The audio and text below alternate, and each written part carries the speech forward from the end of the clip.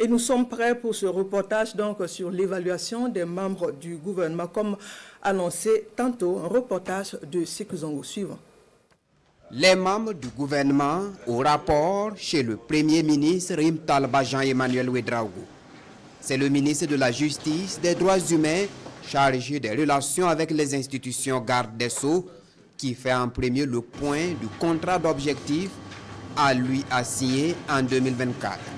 Un contrat décliné en 5 objectifs spécifiques et au résultat, 99,03% de réalisation. Sur l'amélioration de l'accès à la justice. En 2022, jusqu'en 2022, nous avions 7 juridictions, tribunaux de grande instance, qui, de fait de l'insécurité, avaient quitté le ressort territorial où ils devraient être. Au jour d'aujourd'hui, sur les 7 juridictions, nous avons pratiquement 5 qui sont répartis. Ce qui démontre que nous sommes sur la bonne voie et que notre pays est en train de recouvrer l'intégralité de son territoire. En termes de traitement des affaires judiciaires, il était prévu le jugement des crimes économiques et de sang. Dans notre contrat d'objectif, il était prévu 260 dossiers à juger et nous sommes à 320, soit plus de 100%. Également, au niveau de l'accès à la justice, c'est-à-dire la disponibilité des décisions de justice, un grand effort également fait là-dessus. Pour la production pénitentiaire, bien entendu, qui figurait également dans le contrat d'objectif, beaucoup de choses ont été faites. Comme vous le suivez dans l'actualité, nous sommes en train d'aller vers une contribution substantielle des détenus à l'œuvre de construction de notre pays. Au niveau de la promotion des droits humains, il y a eu beaucoup d'actions qui ont été menées, essentiellement à l'égard de nos forces de défense et de sécurité et à l'égard de nos volontaires pour la défense de la patrie. En matière de sévisme et de la promotion de la paix, il y a eu beaucoup de conflits communautaires qui ont pu être réglés, bien entendu, un règlement pacifique et amiable. Il y a eu également beaucoup de sensibilisation dans le cadre des Journées nationales d'engagement patriotique sur le civisme et la citoyenneté. 99,03%, c'est bon, c'est satisfaisant, c'est encourageant, c'est à l'honneur de tous les acteurs. Mais comme a dit son Excellence Monsieur le Premier ministre, le chantier est encore vaste et ça demande encore beaucoup plus d'engagement sur le terrain. Au ministère des Infrastructures également, la moisson est bonne malgré l'impact de la situation sécuritaire sur les activités et les difficultés liées à la libération des emprises par les concessionnaires. La sauvegarde du patrimoine routier, ferroviaire, aéroportuaire, maritime et cartographique et la reprise des travaux d'infrastructure dans toutes les zones sont les 2 grands objectifs assignés au ministre Sorgho en 2024. Nous sommes à un taux de 84,60% au 31 décembre.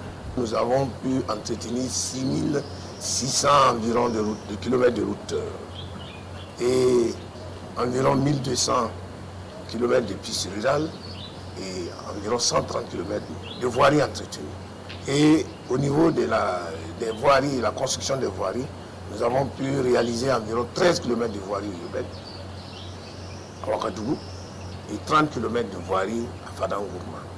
La route coûte cher et la vision actuelle du président du Faso, c'est aller vite et faire des travaux de qualité. Et pour ce faire, nous allons lancer. On va changer effectivement de vision. C'est de réaliser nous-mêmes les travaux. Pour 2025, Adama Luc Sorgho annonce un vaste chantier de construction d'infrastructures routières dans toutes les 13 régions du Burkina Faso. Des travaux qui seront réalisés par le ministère des Infrastructures en collaboration avec l'initiative présidentielle Faso-Mebo. À l'administration du territoire et de la mobilité, c'est également un taux d'exécution similaire au précédent département.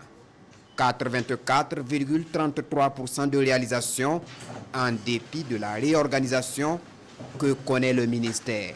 Nous avons connu une scission et une fusion aussi importante, mais il n'y avait pas le temps pour s'asseoir et regarder les choses. Il fallait immédiatement se mettre en marche. Nous l'avons fait et c'est ce qui nous permet aujourd'hui d'avoir ce taux.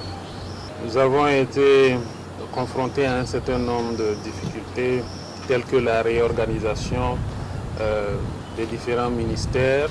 Nous avons connu des difficultés au niveau de déblocage financier parce que ce n'est pas chose aisée. Il fallait contrôler, on va dire, les budgets et savoir quel budget répartir entre les différents, on va dire, les différents départements, ce qui a été les principales difficultés. En dehors de cela, le personnel était déjà mobilisé, il savait ce qu'il fallait faire, il n'y a pas eu de grandes difficultés au niveau des compétences. Tour à tour, chaque ministre reçoit des nouvelles orientations du chef du gouvernement pour améliorer les performances de leurs ministères respectifs.